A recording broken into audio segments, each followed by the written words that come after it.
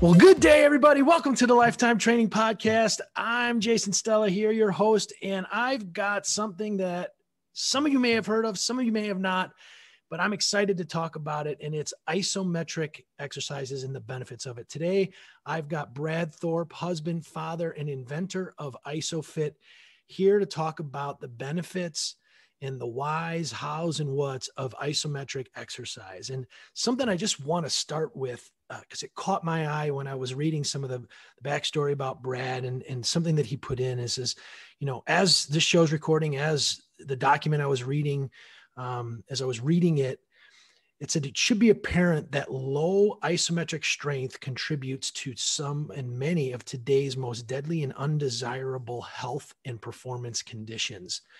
And I've got a history with MAT and understanding isometrics, and I can't wait to bring this information to you. So welcome to the show, Brad. Jason, thank you very much. Huge fan. I've listened to a ton of your podcasts since the inception. You know, I'm jacked, man. This is going to be fun. I appreciate it. Well, you know, let's jump into it. You know, I think before we get into your story, you know, the listener base here is typically trainers and health enthusiasts, but would you mind just starting, just kind of identifying, you know, isometric exercise, what that is, and then how you came about really then your story of, you know, creating Isophit and concentrating on this as a specialty? Absolutely. Well, with most of your listeners, they've gone through some sort of educational process to get to where they are as a trainer. We as an industry have focused on dynamic movement, right? It's the lifeblood. We're human. We're designed to move. The problem, and this stems from university programs, college programs, to a lot of different certification programs, there's this other type of movement we totally forgot about. It's 50% of the movement conversation. You have dynamic and you have isometric, right? It's 50%. There's only two. And you can lump in plyometrics and everything like that into one. Like you got like explosive, like velocity training, all this under one umbrella. And then you have not moving, right? So with isometrics, it's about creating a muscle contraction without a change in joint position, right? So, and it really comes back to that phrasing, joint position, because the muscle itself still oscillates throughout. So the muscle works dynamically in an isometric format, right? So it's like, oh, okay, so I just have to maintain a specific joint position. And what we forgot about was, hey, it's also one type of muscle contraction. We totally forgot about that too. So, right, you got eccentric and concentric and isometric.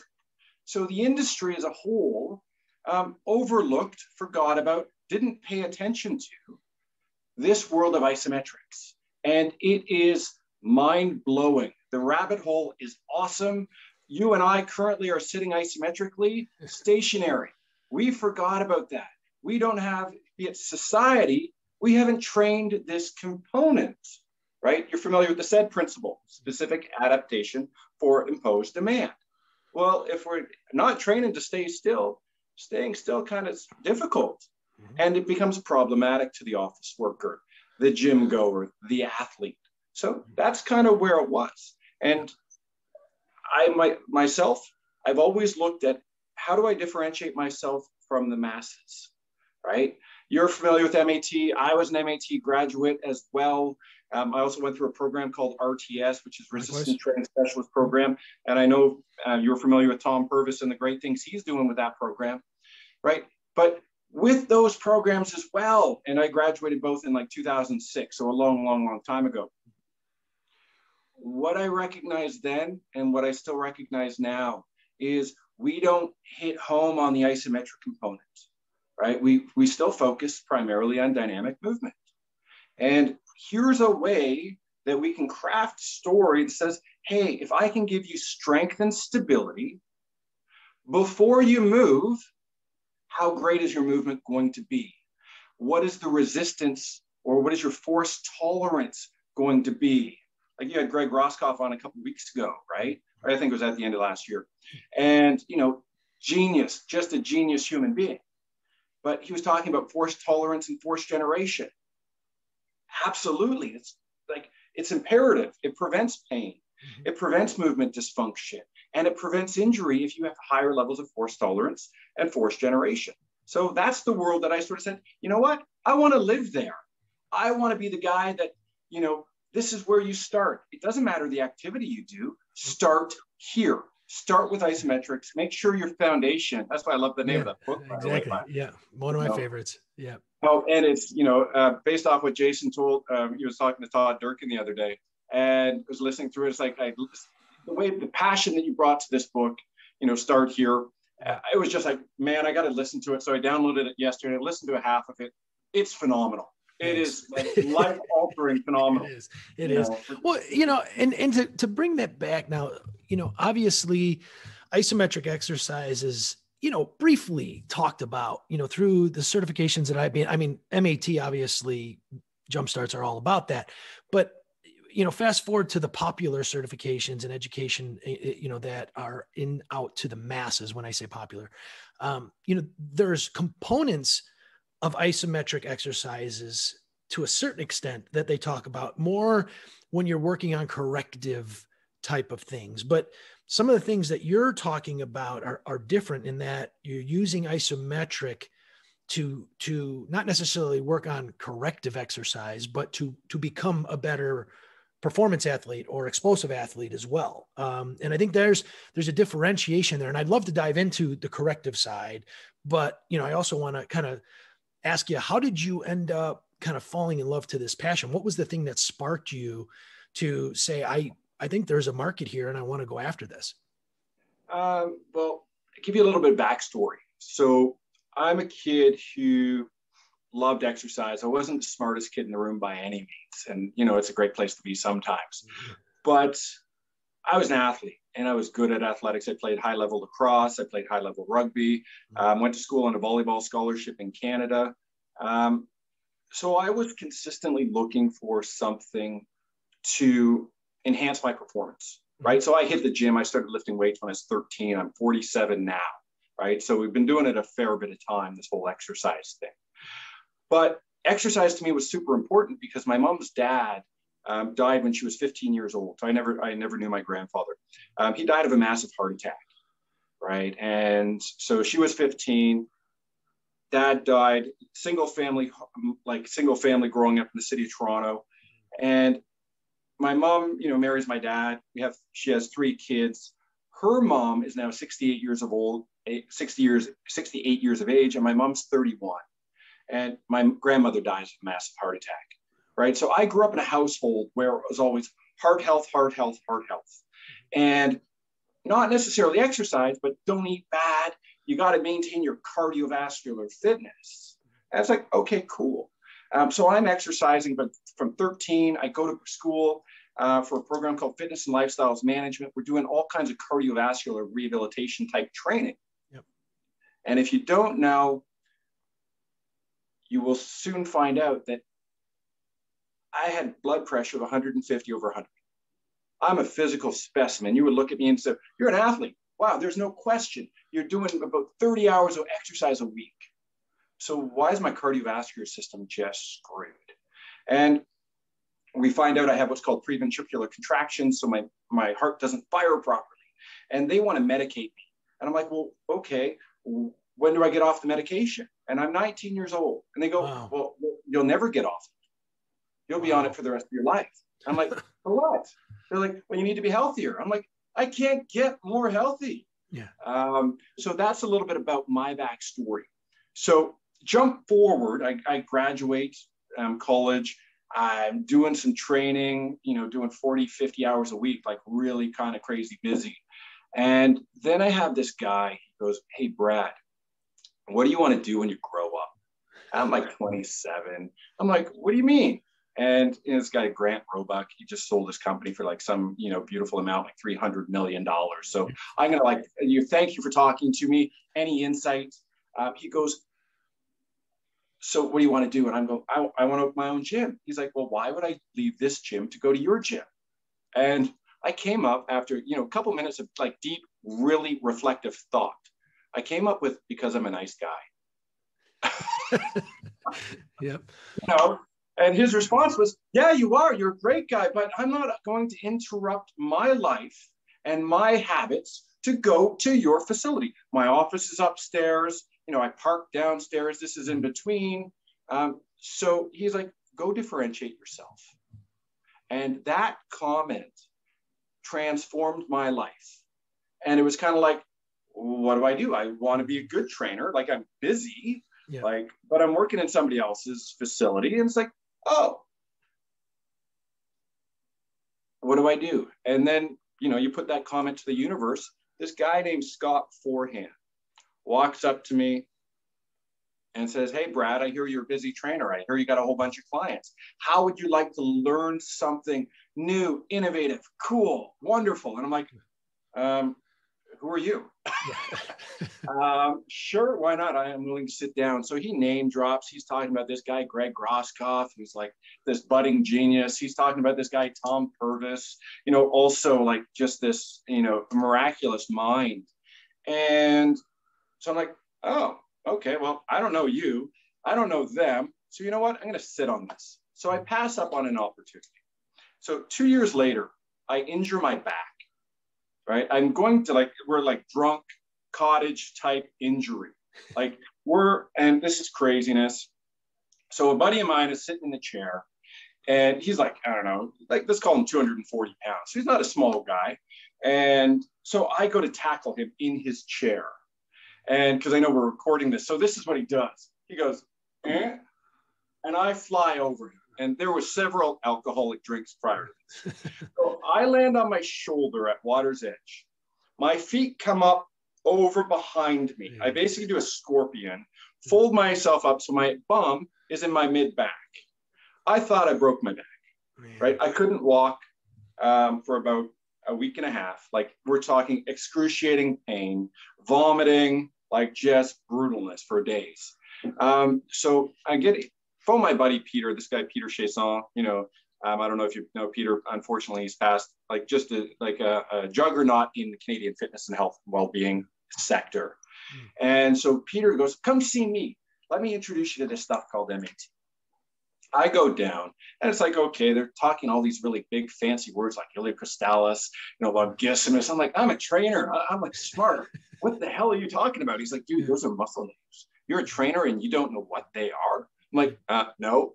Like, draw on ground. Like, what is this? So more importantly, he starts playing around. He's like digging his hand in my stomach. I'm like, dude, that really hurts. And you're an idiot. You need to stop. He's like, I got to do it. It's your psoas. I'm like, good. Why are you trying to, like, you're killing me. Long story short, go home later that night, sitting there like with my feet up on my desk like this, because this is comfortable. This is the only place I can kind of be. And I'm doing my fantasy baseball team. And all of a sudden I hear this clunk. And it's audible. And the girl I was dating at the time, Jamie, she runs in from the other room. She goes, what was that? I'm like, I don't know. But I stood up and I started walking around. And the next day I'm like searching. What is MAT? This stuff is amazing.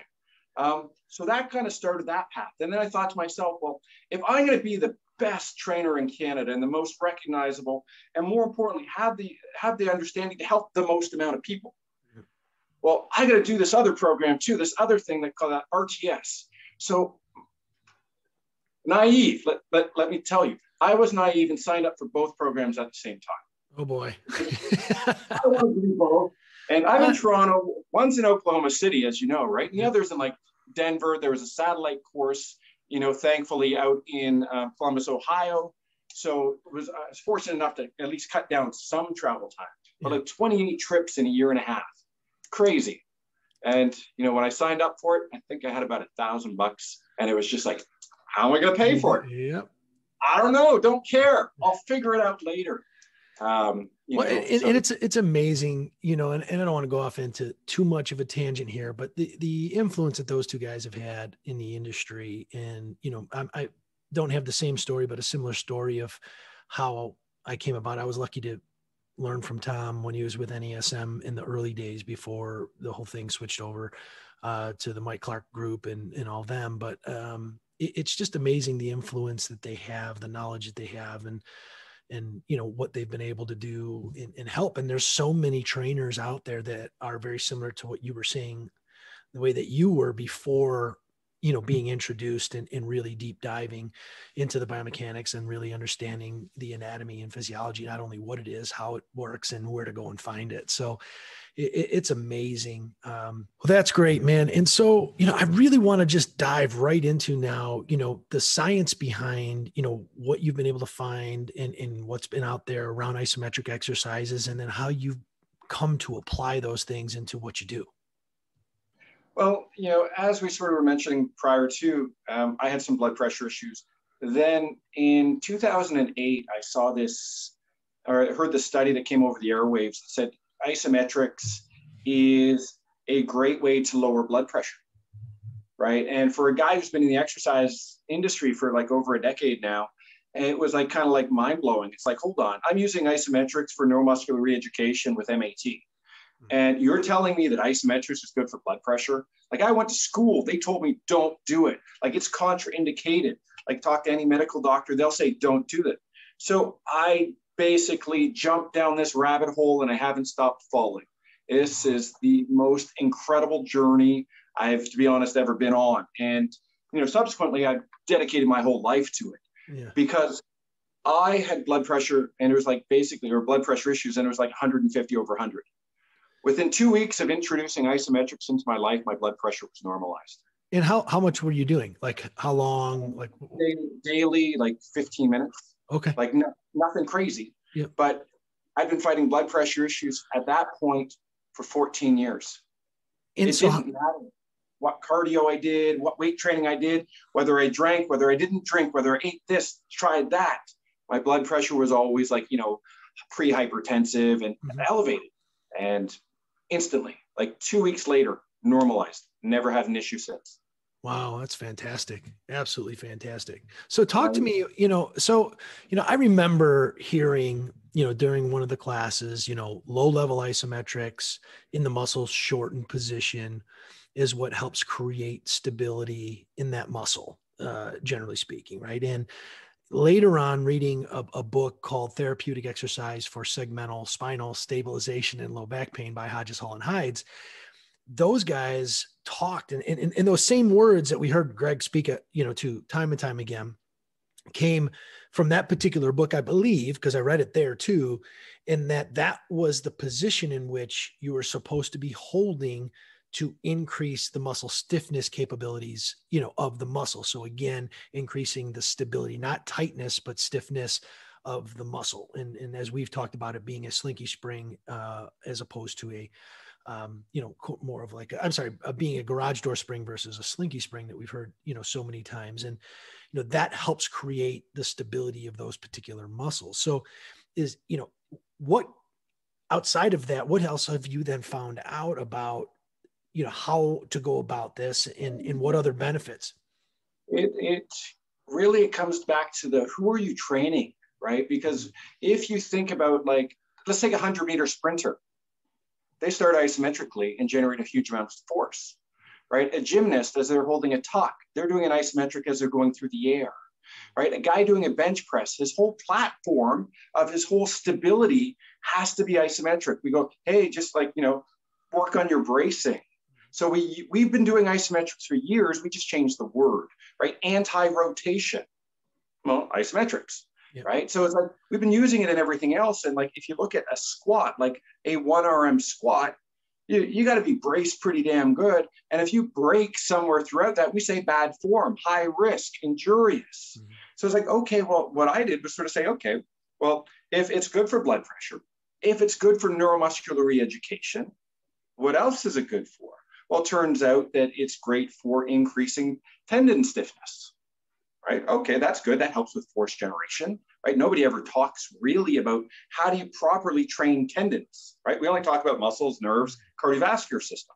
Well, what about that intermediate joint structure, or that, not joint structure, but structure that stabilizes the joint further? We know that the tendon forms the periosteum of the bone.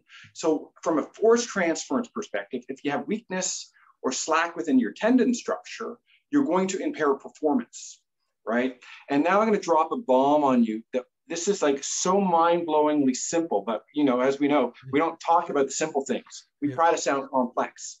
Humans shrink as we get older. That means stuff's getting looser.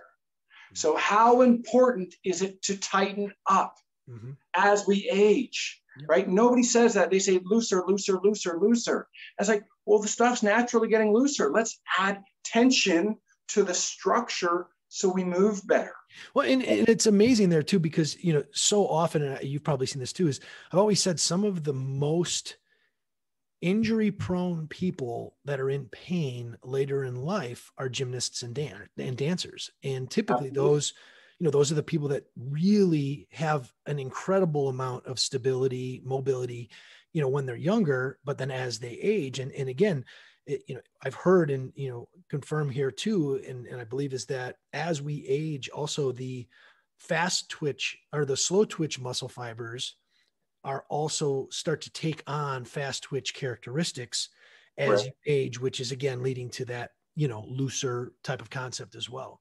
Well, it's looser, but it's also, more importantly, it's pre-fatiguing, right? So you fatigue. So if you're looking at individuals that suffer from, heart failure, and heart failure doesn't mean your heart stopped. It's just not functioning properly, right? You can live years with heart failure. It's very weird, right? Because you think heart failure is like, oh, dude's dead on the ground. Not the case, right? So what they found was individuals were more dependent on type 2 fibers, right? Isometrics, when held to maximal level, right, improves the function of all fiber types, right?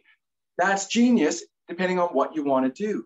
So, and there's research out there that will state every muscle contraction begins with an isometric contraction.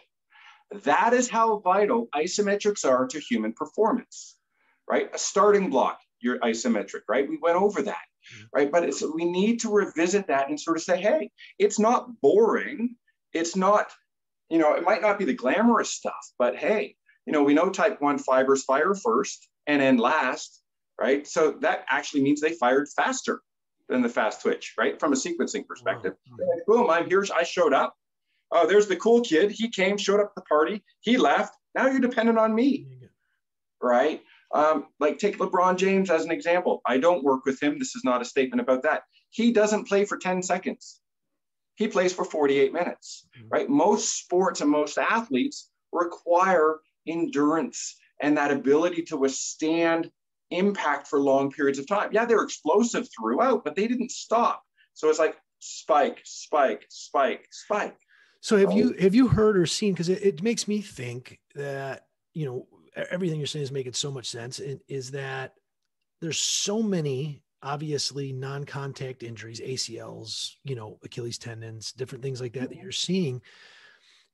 Have you seen or have you heard that, obviously as people are fatiguing later in the game, they step wrong and their knee blows or their Achilles blows. And, are you seeing that isometric exercise and what you just stated by being there both in the beginning, at the end, and building that endurance up is going to limit and or potentially, cause a decrease in non-contact injuries like that?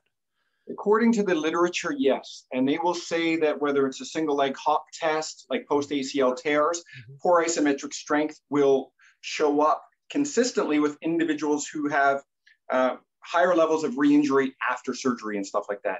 They will state, not me, them, that, I can send you a ton of literature on it. But they'll state that poor isometric strength is a predictor of future injuries, right? And, there's going to be a whole bunch of people that sort of push back saying that's BS or whatever. It's like, hey, it's in their literature, not mine. I'll just hang on it. Well, so you look at that and you go, well, if we explore an open, like a non-contact open field injury, it's about displacement.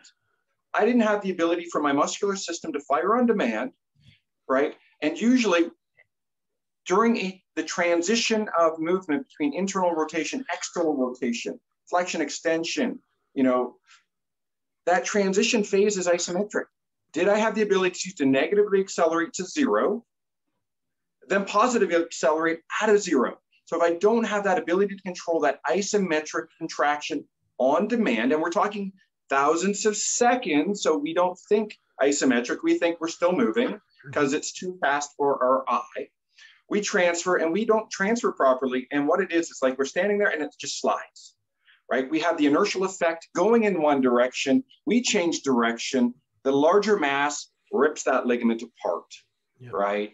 And we have that ability to address that before game day by increasing that endurance tolerance, right? Got it. In the isometric format. So, Right. so the other question I've got too then is, obviously if the only thing and people go to the extremes, and that's what I'm doing right here because most people do this, is that, hey, isometric strength training isn't going to transfer to better performance dynamically because it's isometric. And what would you say to that? I'd laugh at them. That doesn't get me too many fans. But let's just look at it honestly, right? You have isometric movement, you have dynamic movement. Where I want to see people position it is isometrics, and this is mind altering for a lot of people, right? So isometrics is the preparation for movement, right? Because it works on strength and stability. Dynamic movement is the practice of movement.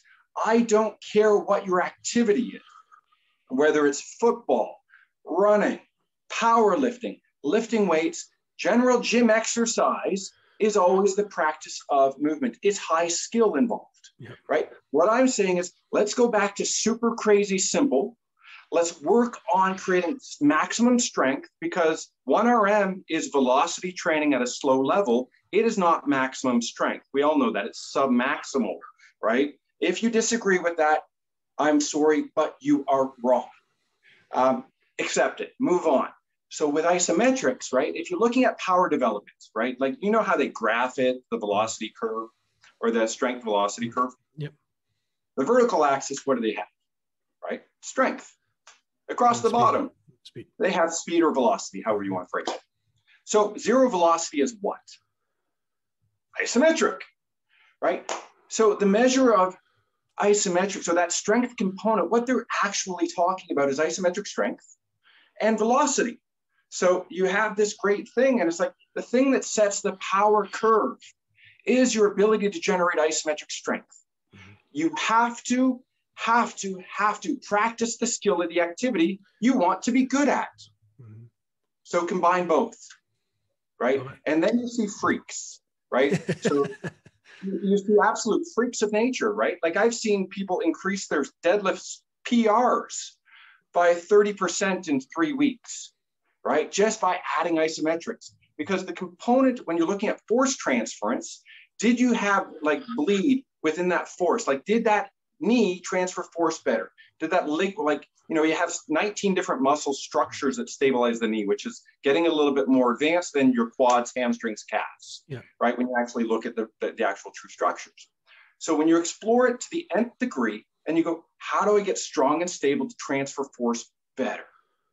You need isometric strength in combination with dynamic mobility, right? That ability to fire on demand, because they're neurologically, they're also different. They don't function the same in the brain as they do. Dynamic movement's one thing. Mm-hmm. Isometric is a different thing. So you got to do both. But what do we do as a society? We fail on one side of the equation, right? Yeah. So I'll make it real simple for people. Let's say dynamic stuff is 50% of the equation. Isometric is 50% of the equation, right? Most people do 49% dynamic and 0% isometric, right? By purpose, right? They may accidentally do it. Some actually do it, right? So let's drop down to 25% dynamic and do 25% isometric, right? Now I'm at 50%. I'm doing pretty damn good. Now let's go to 30 and 30. Well, now I'm better than you ever were, right? So what I see with my athletes that I deal with and coach and relate to is massive improvements. Like, I had a guy improve his vertical touch height by basically 3 inches in 7 hours, right? Wow. He's got a YouTube clip. He was offered a full scholarship to Pepperdine University and UCLA for volleyball. He turned that down and went and played for Team Canada at the age of 18. Awesome. Year and a half, he was basically improved his vertical height by over 7 inches. So he's touching 12.6.5, Wow. So he's a beast. So let's dive into, obviously, actually, before we dive into the programming, because I think that's important, because I don't think many people understand truly how to program for it. And then obviously your Isofit machine will help. But what are the risks that you found? Because a lot of times people will hear isometric and then they'll just go randomly do something. And obviously that could cause, there's a risk in in anything, and people not understanding exactly how to program for it and the technique behind it. So, one, what's the risks of doing isometric exercise that you found? Traditionally, if you hold your breath with anything, obviously, so never hold your breath anytime you're exerting force. If you during long, like sustained isometrics, there would be some literature out there that will say that, if you're holding for 4 minutes at maximal like exertion, you'll end up increasing your likelihood of like a tendinopathy. Okay. Well, yeah, you're doing something at maximal exertion for 4 minutes. Like, that's grueling. Don't start there. Yeah. Learn how to progress things. Exactly. Traditionally, isometrics are super, super, super safe, right? Start slow, even from like a contraction length perspective. Start with like 5 seconds, 6 seconds. Progress to 10 to 15. Don't start at a minute like we planks and wall sits, right? Yeah. Traditions. Wow, let's go measure how long we can do that for. That's just I don't know. I would say there's a better approach. Well, and so that it's funny because you bring that up, and trainers might be listening. I do isometrics. I do a cobra, or I do a 4-point stance, or I do, whatever the exercise is that they may be doing that are traditional planks, things like that. And one of the things that always baffled me too, after learning about how to benefit from the isometric exercises, and again, my thought process was going back to that low level isometric in a muscle shortened position, is people will, do a 4-point horse stance and alternate and just keep alternating. Well, that's a concentric eccentric exercise. That's no longer an isometric exercise. So there's obviously time under tension. There's time under tension, obviously, and then rest intervals and how you get into the manipulation of the variables to program properly. But some of the things that I've seen through your Instagram and YouTube and different things like that is, you using traditional movements or traditional positions in movement, I should say, not movements, because it wouldn't be isometric. So would you talk about, how you use isometrics? And then obviously you've got some tools or a tool that you've created to help get into those different positions. And then if they don't have that, what can they use? Well, first and foremost, my product, it makes it super easy, right? You can do isometrics anywhere, right? You can use a power cage, you can use a selectorized piece of equipment and bottom out the pin. And, most of them have like a movable joint angle so that you're like, if you're talking leg extension, you can hit multiple ranges. So you can do a ton of that stuff. The problem is, from a business perspective, now you look like if you got your members, let's say they're at Lifetime over there doing isometrics on a dynamic machine, you're going to end up with people going like, dude, get off the machine. You're just resting. It's going to happen. I've seen fights at gyms because they do that. They're like, you're just resting. It's like, no, I'm doing something. No, you're not, man. You're not doing any reps. And it's like, because people just don't know about it. Like, if you imagine people don't like people doing bicep curls in the power cage. Can you imagine standing there doing a chest fly? Like there's people are going to throw stuff down. So traditionally, you can do door frames are fantastic. The bottom of a desk is unbelievable if you're talking about an office worker, right? You want to do a hip flexion thing to prepare to sit at your desk for 8 hours, right? I've developed a program that, it looks at 6 different exercise, or it's 11 different exercises, 6 days a week, right? We created a whole program where people can self-assess and correct muscle dysfunction before they go and exercise, right? Because most people, like if I were to say, hey, Jason, what do most trainers do to warm up? Well, they go hit start on a treadmill and watch TV and walk.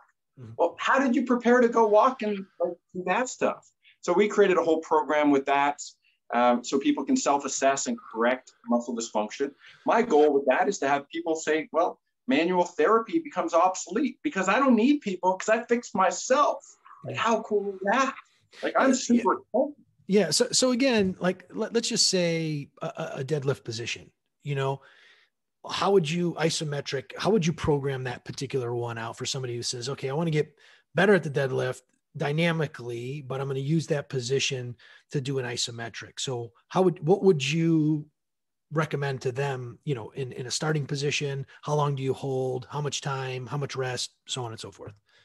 So traditionally, what I'm going to look to do is I'm going to structure it such that I'm going to look at increasing tendon stiffness first. So you're looking at about a 20-second contraction, right? So it's about sort of, if you have an ability to monitor like how much effort you're putting in, like you got a dynamometer of some kind or like a little chain link. So if you can measure it, great, use about 70% effort. If you sort of say, I think I'm at about 70% effort, arguably that's just good enough according to the literature. I don't measure my own isometrics until recently. It's pretty much on par. So I would structure it. You'd pick sort of, let's say, 4 ranges throughout, right? You could sort of say the lift off, mid shin. What do you call that? Just above your knee and then mid thigh, right? Maybe even going to lockout, but now you're generating force usually pretty like locked out, right? So look at tendon stiffness first, because that's the part that people fail on. They train muscles all the time. They never thought that, well, what is the thing that transmits the force between the power generator, be it the muscle, and to move the bone, which is the movement you're trying to occur, right? So first, look at tendon stuff. Then look at the neurology. Let's fire it up. So maybe you can start it with a 20-second contraction. Do that for like, let's say from a periodization perspective, 2 weeks. Then we're going to go through a neurological adaptation where we're looking to engage that nervous system, right? Because that's what's going to fire on demand, and we need that.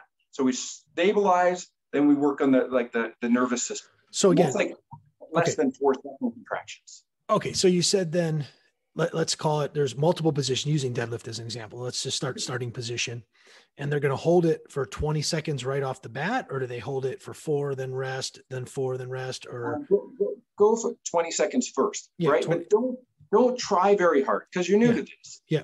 Right. And it's like, learn to do that and ramp up the level of intensity. We're talking about like guys, they're probably the ones that they're doing this. So they're going to go to 100% right off the bat. So let me preface it. If you don't do 20% right now, you missed your 100% opportunity. You missed it by 80%.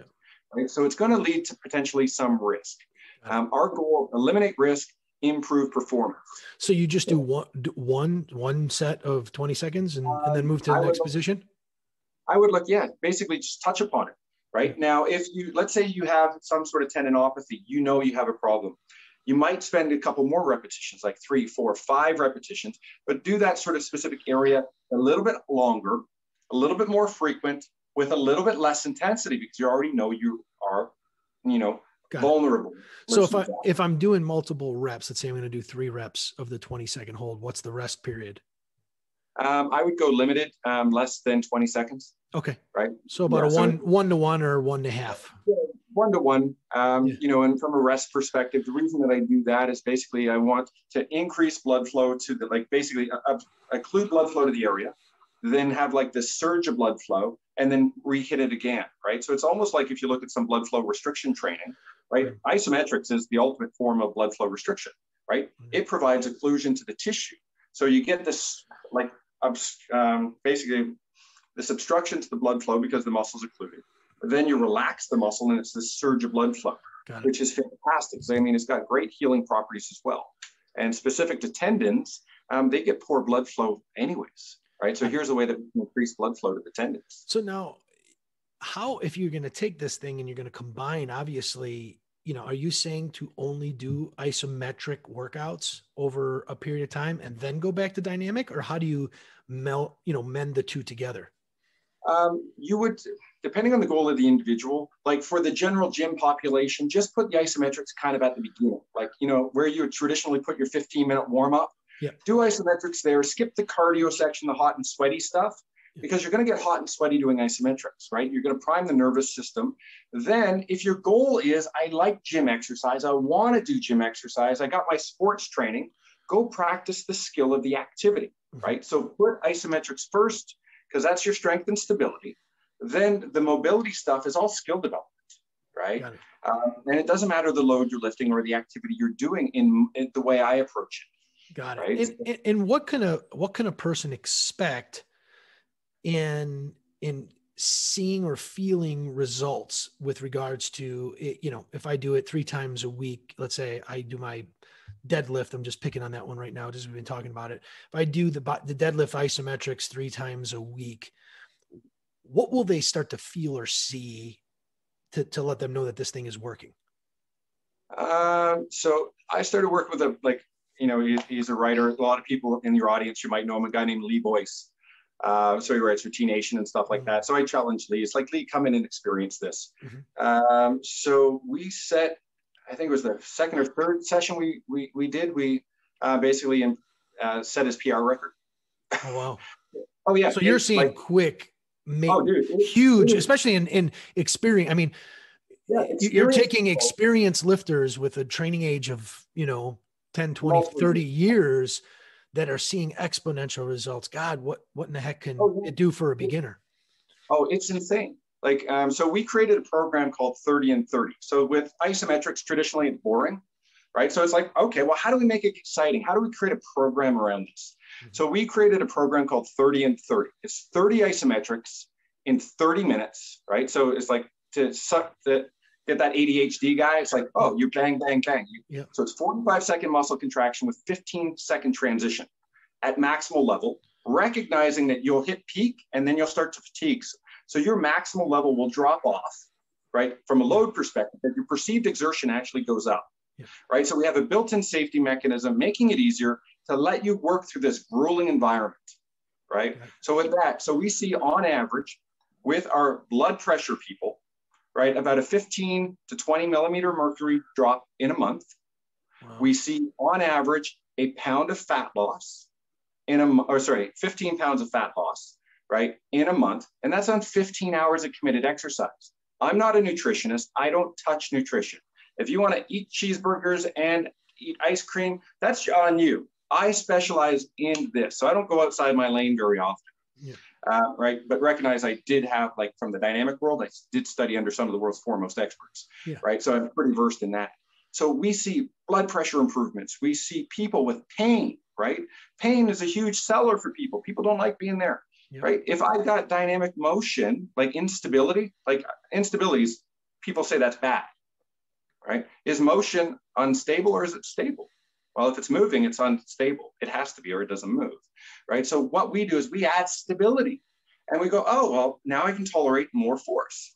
Maybe I'm going to be in less pain. So pain goes down, right? That whole notion of MAT and the corrective isometrics. We just did a half an hour every day, right? Not 6 seconds. So the transference we see with our athletes, with our general pop, it's crazy. Like, I help people with like stroke walk again within hours. And so you're seeing these benefits in generalized positions, as opposed to, obviously, with MAT, if those that don't know MAT, the jumpstart or whatnot, it's positional isometric. So there's very, very specific positions in which you hold an isometric that's supposed to, again, more from a corrective standpoint, bring the stability and bring the communication back, simplifying it a little bit. And you're seeing that these benefits happen even in generalized positions? Oh, absolutely. Yeah, absolutely. Right. Because what we fail to recognize is our whole body is a system, right? There's 650 plus muscles in our body and arguably they're capable of doing billions of things, right? So we're able to sort of, manipulate where we are in space. Our tolerance goes up to the other activities, right? And like, most people don't think sleeping is isometric. It's awesome, right? Sideline sitting in chairs isometric, right? We don't think that way. So it's a way to sort of say, hey, work on isometric strength. You have to move. You just got to. Like, I hope nobody ever thinks that I said don't move. That is not what I'm about. Right? Prepare for movement, right? Because if you're not prepared for movement, you're going to break down. Like, general exercise, right? You did muscle activation techniques. Most of the people you saw exercise, why did they need you? Right? Because the exercise was leading to something they didn't want, right? Most of my clients over the years that I did MAT came to me because they were injured, because they were exercising, they were fit, they were wonderful. It's like, but they're passionate. And it's like, yeah, we can help you, but why don't we just add this component? Let's make me obsolete in this equation. Let's start doing isometrics on a daily basis, right? Because we do it for Jumpstart. They just never had permission before. And so once you empower that individual, you give them the knowledge and the confidence to correct themselves. Oh man, we can work magic. That's fantastic. So just to kind of wrap up the programming standpoint, you're saying you said about 10 to 15 minutes before your exercises. So if you're working out 3-4 days a week, it's okay to do, basically 3 to 4 days of isometrics before. Is there overkill from what you've seen, meaning too much? As of now, I haven't seen it, right? And I've been doing it for about 6 years, like basically daily. The only thing that you did say, though, to preface that is some don't hold too long in the beginning. So making sure that you're not holding a position for, an extended period of time. There's a potential. Build up tolerance. Like, let's not sort of say, hey, Brad said do isometrics, it's great. And then you go do one position for 30 minutes and go, well, I'm sore. Like that's not what I'm promoting by any means. Yeah. But what it is, it's kind of like, it's like, oh, you went for a 30-minute jog, but you've never jogged in your life. Well, it's not jogging that's bad. It's your prescription. You weren't ready yet. Yep. You weren't ready yet. So then to kind of, finalize this whole thing, you've obviously created several different iterations of a piece of equipment that, obviously you feel is one of the best ways to, be able to do this. Can you explain that? We could put some pictures in if you send them to me, in the bio too of that, and then just access of how somebody might be able to pick one of those things up. But can you explain how, what that particular piece of equipment is, Isofit? So basically it's a glorified fancy wall is really what it is. So I can't describe it any more than that, right? Yeah. So it's a position where it looks like a massage table, the original version, where you had a sidewall attached to a massage table, right? So I could lie there and pull into a wall. Because traditionally in a gym, there's no available wall space to do isometrics, right? And because I'm a student of the game, it's like, okay, well, a spin bike, which is all the rage these days. Well, Johnny G invented it because he got hit by a car and was scared to go ride his bike outside. So he just propped it up on wheels and said, hey, I got a spin bike. Took off. Jim Miller created the Reebok step, or the step. It was just a milk carton. Yeah. So all I did was create a fancy wall that you can restrain all human joint motion for multiple joints and limbs at the same time. Now that's the big bed though, but I've also seen recently kind of a smaller version. That's the big bad one, right? So the Cadillac, the Ultimate is and I call it the Isophit Strength Trainer because you can restrain all human joint motion on it. It's amazing, wonderful. The U.S. Army, they're a client of mine, so the U.S. Army. So they approached me a couple of years ago, and they sort of said, Brad, well, this is great. We like this one. This is awesome. Thank you. They bought that. And they're like, well, but it's not deployable, right? We can't take this abroad. Do you have a portable unit?